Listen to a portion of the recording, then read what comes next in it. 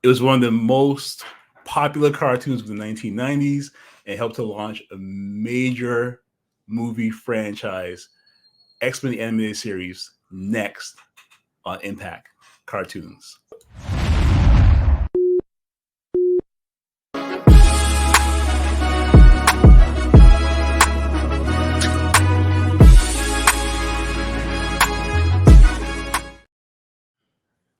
Let you dig the intro. Ladies and gentlemen, welcome back to the channel.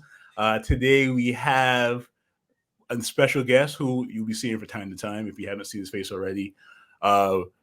Supermoon from the Real World Review. My partners here. Moan, say what's up to the peoples. What up, peoples? How y'all doing? All right. So, as I mentioned, today we'll be looking at X-Men the Animated Series, one of my all-time favorites. I can't tell you how many times I watched that show over and over and over again. I'm actually rewatching it on Disney Plus. Same here. Same here. I have some of these scenes from that show is like it's just like drilled into my head. Yeah. And every apocalypse line ever delivered in that show was off the charts amazing. They actually did Apocalypse right in the cartoon. Yeah, they did way better than some of the movies I've seen. Yeah. Like I am the rocks of the eternal shore. Crash against me and be broken.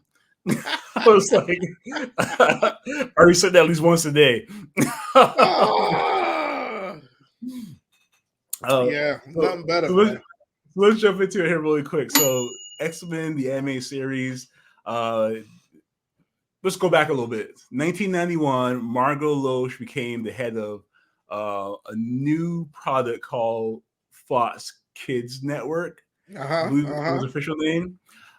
She got that job after being kind of running or being a part of Pride of the X-Men, which was a 1989 pilot that never actually took off for the X-Men characters or fans there.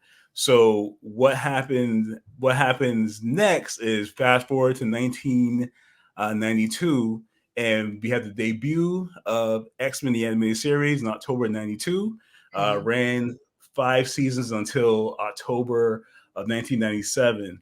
The show was created by Mark Eden, Sidney Iwanter, and Eric Luland. I hope I'm pronouncing that correctly. So I think we all kind of know the plot of the X-Men, but for those who may be new to X-Men cartoons, comic books, whatever, the X-Men are basically based around Charles Xavier, who founds a school for gifted youngsters, technically mutants, people with superpowers, and the premise of this creation by Stan Lee way back in the day was the X-Men got to represent a lot of the disenfranchised people, especially people of color, so on and so forth. So you usually see a lot of comparisons between Charles Xavier and Magneto, Martin Luther King and Malcolm X, kind of their versions of those characters. So just gonna jump into the plot here, Moan. Just give me some thoughts here on the plot of the show as you got to know it. Now, if I remember correctly, wasn't it released out of order? When it was, yes.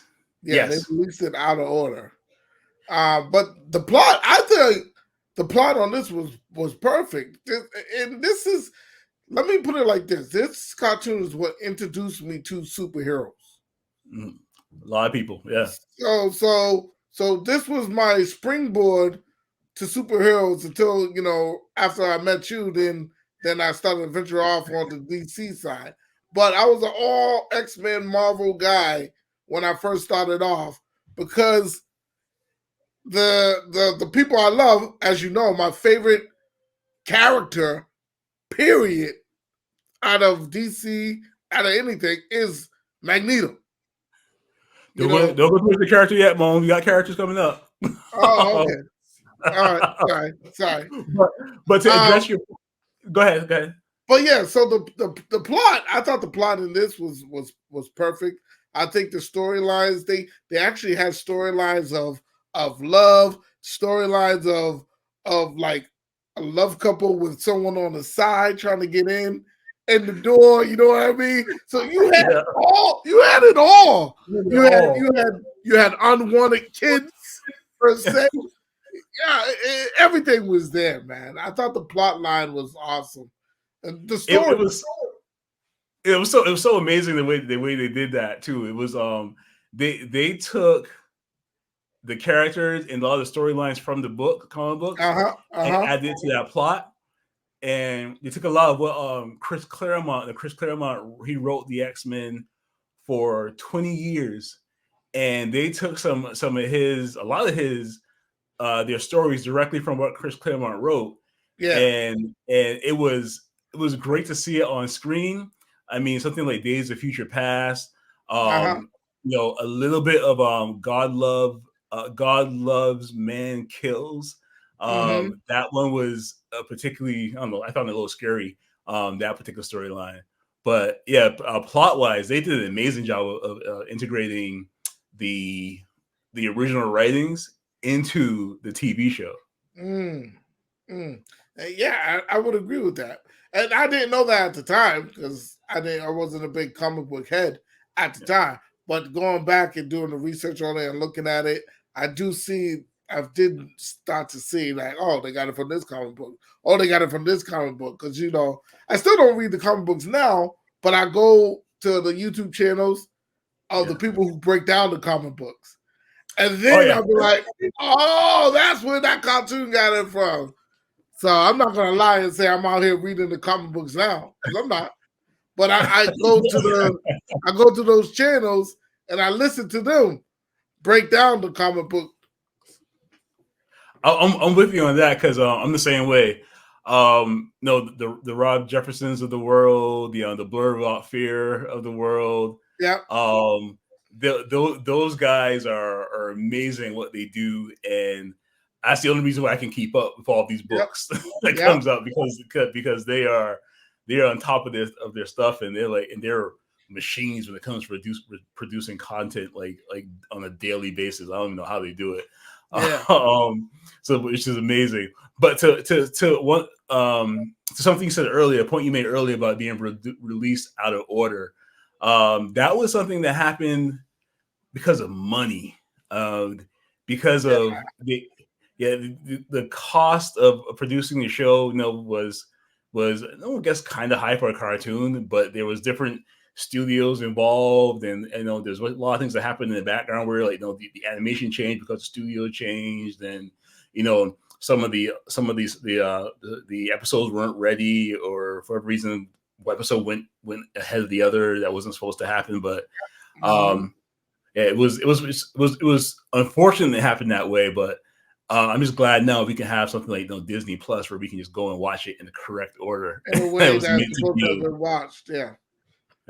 Yeah. So you started talking about characters, and I know you as long as I have. I know your favorite character in this X-Men universe. And I got you a little gift behind you there, which was a miniature version of this character. But go ahead, tell the people who your favorite character is, and just tell. My favorite character is Magneto, people. I love Magneto.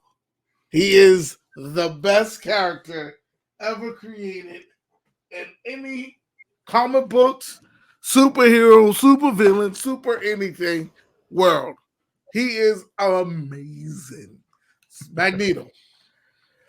I'm with you on that. I love me some Magneto too.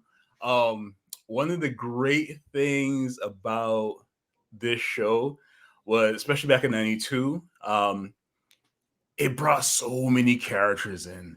They found ways to squeeze so many characters in. And when I got to see it, and I got to see like the villains, because again, I was a huge fan, but there's a huge history here that goes back to the '60s.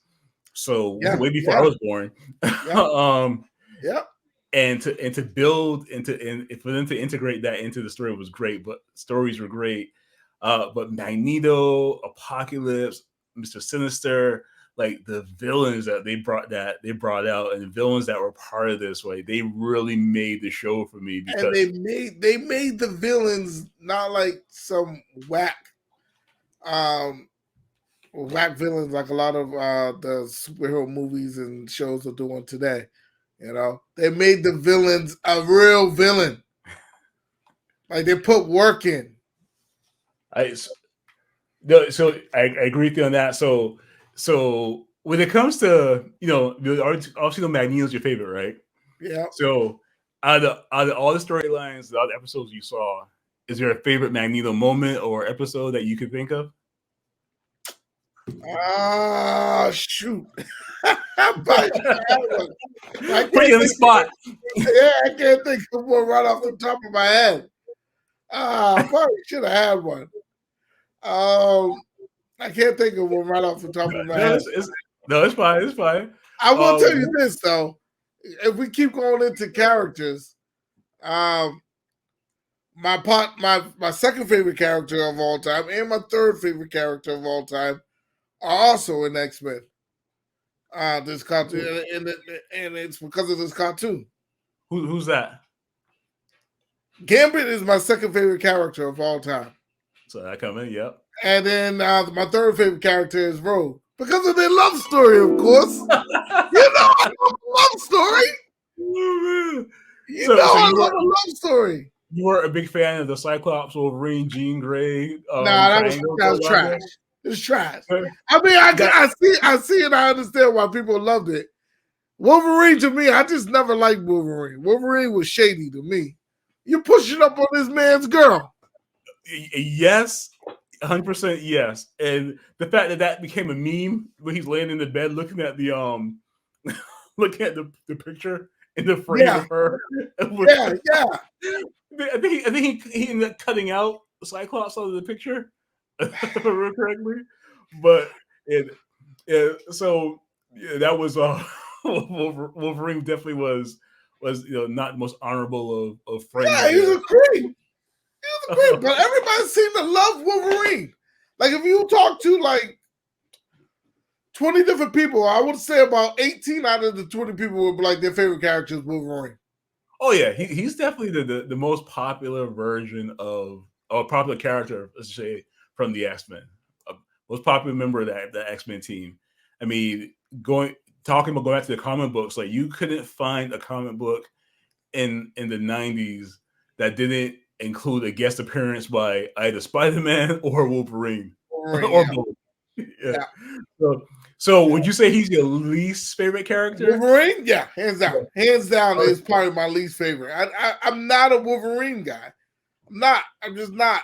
I'm not a Wolverine guy. And I wasn't a Cyclops guy, but this is cheating because when I was watching the cartoon, I didn't like Cyclops. Until afterwards, when you started to break down Cyclops and his leadership skills and everything, you started to talk to me about Cyclops later. That's when I started to actually like Cyclops. But during the cartoon, Cyclops and Wolverine, I didn't like either one of them. So I heard someone say, and it was very, very true, was that the X-Men movie did an assassination job on hands down Cyclops' character. Right? Hands down. And that's how we started. That's how you started hipping me to Cyclops, because we was talking about how bad they did on Cyclops, and I was like, Cyclops sucks, blah blah blah. But you started to break it down, like, nah, Cyclops don't suck. He's such a great character. Especially when he's written right. He's such a great character. I know there's a lot of people out there who dislike him because in the books he left his wife and kid to go back with Jean, but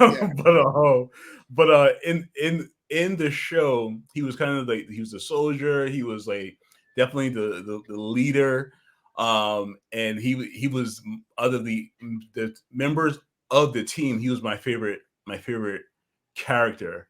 Yeah. As far as villains go, like I said before, Apocalypse is my favorite villain. Oh yeah, And I like Apocalypse.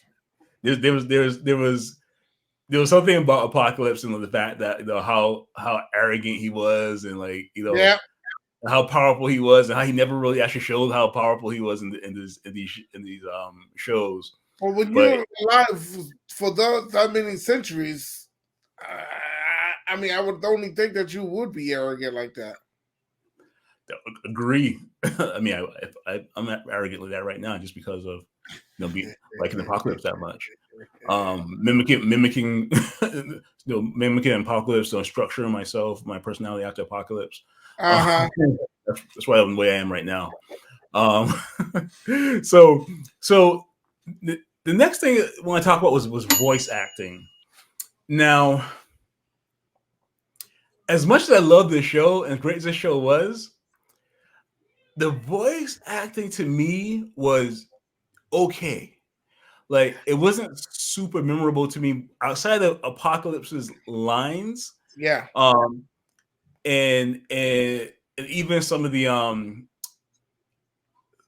maybe some of the Sabretooth lines, but the overall, I didn't think I didn't find the voice acting to be over the top, great. It wasn't bad, but it wasn't like super memorable to me as far as like seeing like this voice is a voice that I remember. I can hear it clearly in my head.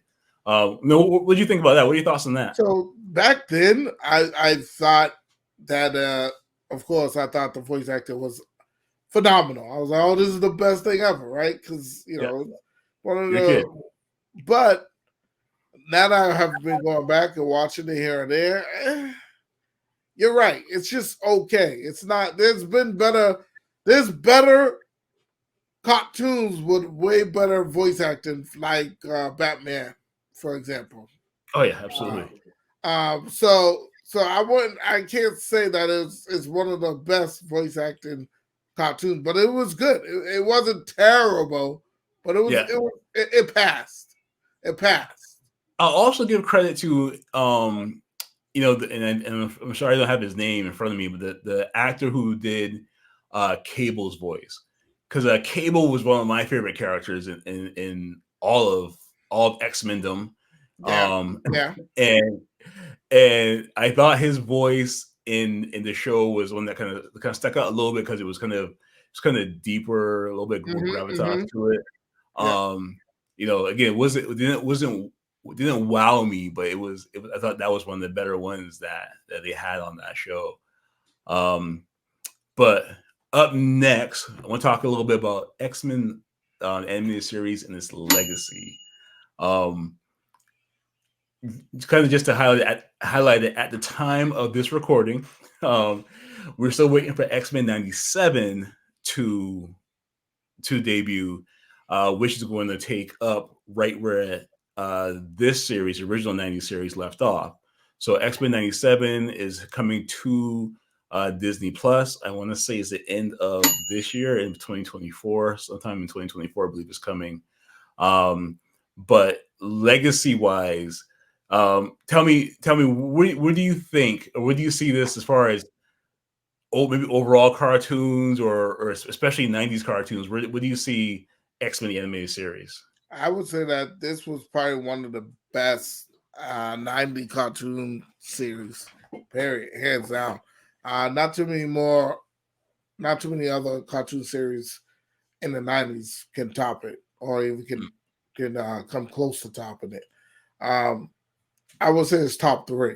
Now, when it comes to legacy, I say this was, of course, the foundation of all the X-Men that ever came from any other cartoons, because there was other cartoons after it, and any other movies. This was the foundation. So this holds a great high level, in my opinion.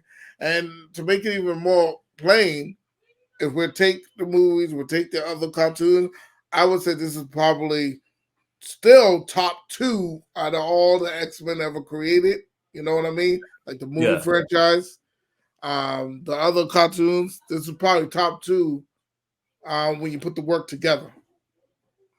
You know what I mean? Yes. So my thinking here is that and I agree with you on a lot of that. Is that when it comes to the X-Men series, it, I guess, like I said in the beginning, it was the foundation for the X-Men franchise in theatrically in the movies. By the time that X-Men movie came out, I want to say it was like 2000, the X-Men movie dropped. You already had a fan base there of Yeah, people who didn't buy the comic books, people yeah, who never even looked at a comic book, kind of knew who the X-Men were because you had 5 years of 5 seasons of the animated show, yeah, and then you had like a 3 year gap there before the movie hit, and people were ready to go see it. People are yeah, looking forward to seeing this, so it definitely helped launch that franchise. And um legacy wise, to this day, when you talk to people who were into cartoons and who were around in the 90s, they know, who the X-Men are. They're yeah. huge fans of the show. And I'll even go a little further and say all you gotta do is play that theme song. That theme song comes on. Yeah, man. Yeah, man. You play that theme song and everyone knows it's the X-Men. Yeah.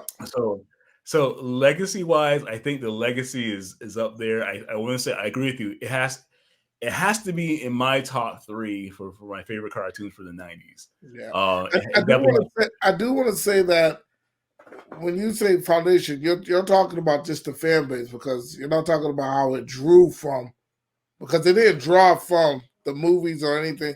They didn't draw from the cartoon. the movies didn't draw from the cartoons, but Yeah. Because they surely did not treat them characters the same way, because the cartoon gave those characters their respect, and they gave those characters time to shine. More, and they gave them more levels. They were better developed characters, honestly, believe it or not, Yes. in the cartoon than in the movie. In the movies, yes, exactly. That's what I'm trying to say. We all heard those stories recently too. I'm not sure if you've seen that video, but talking about how the director left the movie because they were lying to Halle Berry about Storm's character, how they were going to have her be a more deep, like, in depth character. Yeah. They didn't do that. They never did that, and a cartoon did that better than the actual films did. Because in the cartoon, Storm went to the underground world and all that stuff. Yeah, she became Queen of the Morlocks. Yeah. She went to Africa you and got to see all the different levels. Exactly. You got to see her as not just a one-dimensional character. She was a multi-dimensional character. Yeah. And that was something that you didn't get in the movies. Now, again, that X-Men X2 was the closest you got to that, and that was a really, really good movie, the best of the original three. But just overall, that this cartoon did a way better job of presenting the characters, of showing us who they were, giving us some background on them, and then bringing in all the different guest characters too that were were on the team but weren't in the show originally. Like, you got to see Iceman, you got to see Havoc, you got to see Polaris, which is obviously one of Magneto's many children that he's fathered along the way. Quicksilver, Scarlet Witch. You got to see all of these characters and all these villains. And they actually got to have, like, some sort of impact on the episodes they were in. So yeah, I was a huge fan of this show. So outside of that, we've discussed the legacy. We've talked about the X-Men a little bit.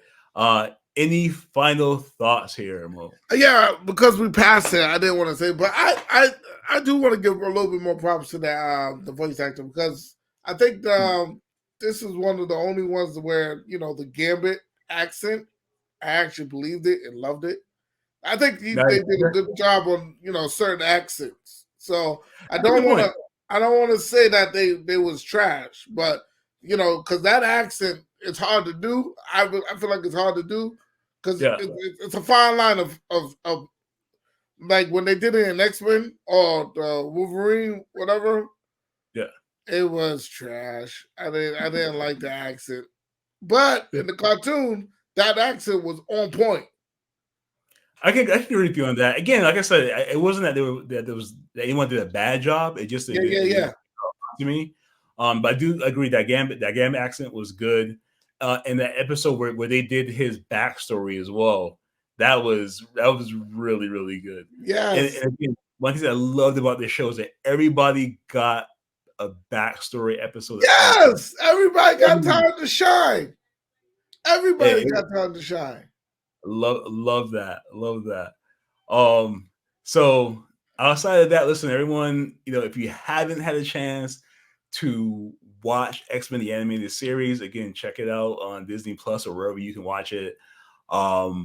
It is one of the best cartoons that I've seen. Definitely one of the best of the 90s.